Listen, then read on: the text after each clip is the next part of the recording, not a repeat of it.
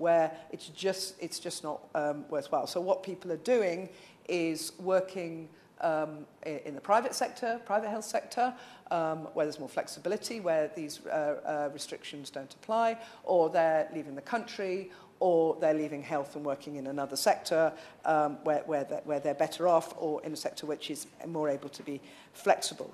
So what I've been told is that 99% of this firm's agency workers are being unlawfully blanket assessed inside IR35 and forced into unlawful employment without a fair assessment. Approved NHS framework operators are enforcing these blanket assessments. NHS Improvement have stated a fair and individual IR35 assessment must be carried out, but this is not happening, and blanket assessments are uncompliant with the legislation.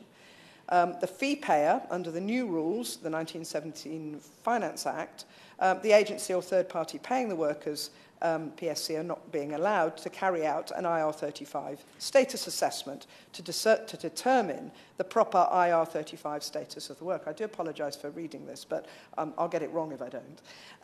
The fee payer is the closest party in the contractual claim chain to the workers' personal services company. This is despite HMRC guidance, which states, quote, where a public authority, agency or third party, quote, the fee payer, makes a payment to a worker's intermediary on or after 6th of April 2017, it decides, the third party decides, if the rules apply, and then deduct tax and primary NICs from the payment it makes, and pays the employer's NICs, and is included for calculating the apprenticeship levy. So the HMRC check employment status tool used to assess workers assumes mutuality of obligation, one of the main tests that has to be assessed for IR35 determinations, has to assess in all engagements. So as a result of the assumption, the CESS tool is flawed. The importance of mutuality of obligation can be demonstrated in the recent tribunal case, Narayan against community-based care health. The details I can make available.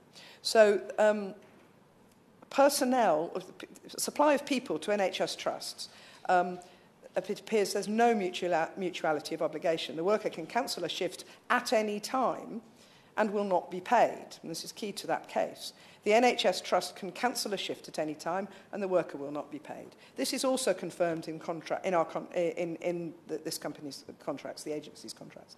However, 99% of the agency workers are blanket assessed inside IR35 and forced into unlawful employment. It appears that HMRC doesn't understand the IR35 rules itself.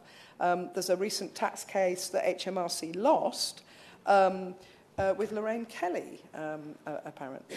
Now, if HMRC are losing IR35 tax cases and have lost approximately 50% of IR35 cases that HMRC brought against contractors, how can they implement an online tool to get a correct IR35 result when they can only get it right, HMRC can only get it right 50% of the time when they go to court? This has to be worrying. Now, I am very concerned with what I'm hearing from this agency, who's trying to do the right thing, and incidentally warns all the agency staff that they employ off the loan charge,